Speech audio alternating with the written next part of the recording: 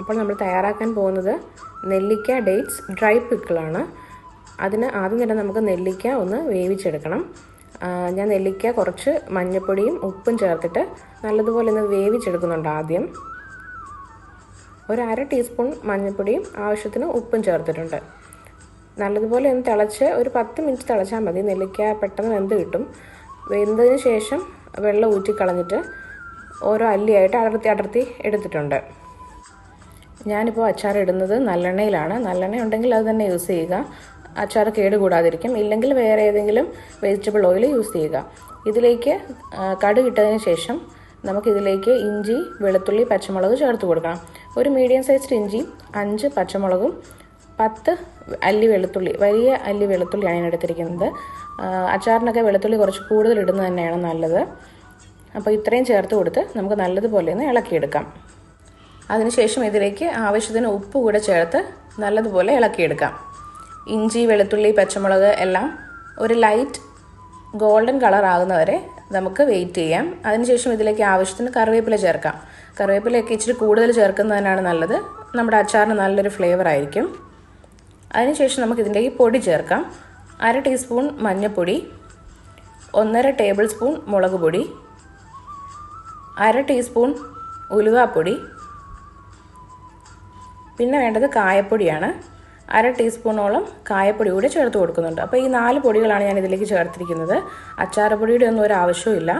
ഇത്രയും പൊടികൾ ചേർത്ത് നമുക്ക് നല്ലതുപോലെ ഇളക്കാം. അതിൻ്റെ ഒരു പച്ചമണം മാറുന്ന വരെ വെയിറ്റ് ചെയ്യാം. ഇപ്പോൾ നമ്മുടെ പൊടികളൊക്കെ മൂത്ത് വന്നു. ഇതിലേക്ക് ഞാൻ ഡേറ്റ്സ് ചേർത്ത് കൊടുക്കുകയാണ്. ഒരു 10-12 ഡേറ്റ്സ് നീളത്തിൽ കട്ട് ചെയ്തെടുത്തിട്ടുണ്ട്, കുരു മാറ്റി. അത് ഇതിലേക്ക് ആഡ് ചെയ്ത് കൊടുത്ത് നമുക്ക് ജസ്റ്റ് ഒന്ന് ഇളക്കിയെടുക്കാം. അധികം നേരം വെയിറ്റ് ചെയ്യേണ്ട. ജസ്റ്റ് ഒന്ന് ഇളക്കി എടുത്തതിന് ശേഷം നമുക്ക് വേവിച്ച് വെച്ചിരിക്കുന്ന നെല്ലിക്ക അതിലേക്ക് ചേർത്ത് കൊടുക്കാം. നെല്ലിക്ക ഇതുപോലെ ഓരോ അല്ലിയായിട്ട് അടർത്തിയെടുത്താൽ മതി. ഒരുപാട് ചെറുതായിട്ട് കട്ട് ചെയ്യൊന്നും വേണ്ട. നമ്മൾ നെല്ലിക്ക വേവിച്ച് കഴിയുമ്പോൾ കത്തി പോലും യൂസ് ചെയ്യേണ്ട ആവശ്യമില്ല. നമ്മൾ കൈ കൊണ്ട് അടർത്തുമ്പോൾ തന്നെ അത് അല്ലിയായിട്ട് നമുക്ക് അടർന്ന് കിട്ടും. അപ്പോൾ ഞാൻ നെല്ലിക്കയും കൂടെ ചേർത്ത് നല്ലതുപോലെ മിക്സ് ചെയ്തെടുക്കുന്നുണ്ട്. ഉപ്പ് നോക്കിയപ്പം കുറവായിരുന്നു, അതുകൊണ്ട് അല്പം ഉപ്പും കൂടെ ചേർത്ത് കൊടുത്തു. അച്ചാറിനൊക്കെ എപ്പോഴും ഇച്ചിരി ഉപ്പ് മുന്നോട്ട് നിൽക്കണം, അതുകൊണ്ട് കുറച്ചുകൂടെ ഉപ്പ് ചേർത്ത് കൊടുത്തിട്ടുണ്ട്. നല്ലതുപോലെ ആ പൊടിയിലേക്ക് നെല്ലിക്ക മിക്സായി കഴിയുമ്പോൾ നമുക്കിതിലേക്ക് വിനീഗർ ചേർത്ത് കൊടുക്കാം. ഞാനിവിടെ 4 ടേബിൾ സ്പൂൺ വിനീഗറാണ് ചേർത്തിട്ടുള്ളത്. ഞാൻ ഓൾറെഡി പറഞ്ഞു, ഇത് ഡ്രൈ പിക്കിളാണ്, നമ്മൾ വെള്ളമൊന്നും ചേർക്കുന്നില്ല. അപ്പോൾ വിനീഗർ നമ്മൾ ആ ചെറു ചൂടോടെ തന്നെ അങ്ങ് ചേർക്കണം. എന്നിട്ട് നമുക്ക് ഫ്ലെയിം ഓഫ് ചെയ്യാം.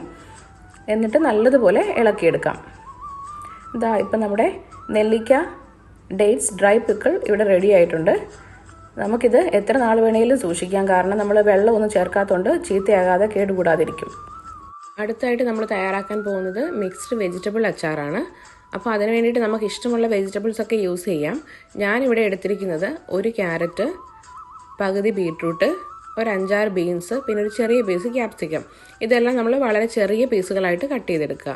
പിന്നെ വേണ്ടത് ഒരു ചെറിയ കഷ്ണം ഇഞ്ചി, 5 പച്ചമുളക്, 10 അല്ലി വെളുത്തുള്ളി. വെളുത്തുള്ളി എപ്പോഴും ഇച്ചിരി കൂടുതലെടുക്കുക, ഇഞ്ചിയെക്കാട്ടിലും കൂടുതലെടുക്കുക അച്ചാറായതുകൊണ്ട്. ഇനി നമുക്ക് പാൻ ചൂടായി വരുമ്പോൾ അതിലേക്ക് നല്ലെണ്ണ ഒഴിച്ചതിന് ശേഷം കടുക് ഇട്ട് പൊട്ടിക്കാം.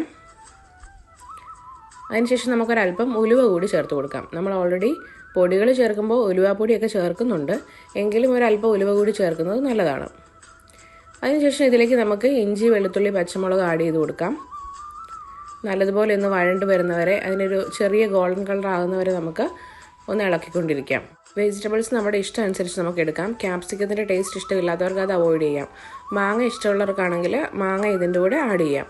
ഇപ്പോൾ നമ്മുടെ ഇഞ്ചി, വെളുത്തുള്ളി, പച്ചമുളക് ഒന്ന് മൂത്ത് വന്നിട്ടുണ്ട്. ഇതിലേക്ക് ഞാനൊരു 1/4 ടീസ്പൂൺ മഞ്ഞൾപ്പൊടി, 1/2 ടീസ്പൂൺ മുളക് പൊടി എന്നിവ ചേർത്തിട്ടുണ്ട്. മുളക് പൊടി ജസ്റ്റ് ഒരു കളറിന് വേണ്ടി മാത്രം ചേർത്തിട്ടുള്ളൂ.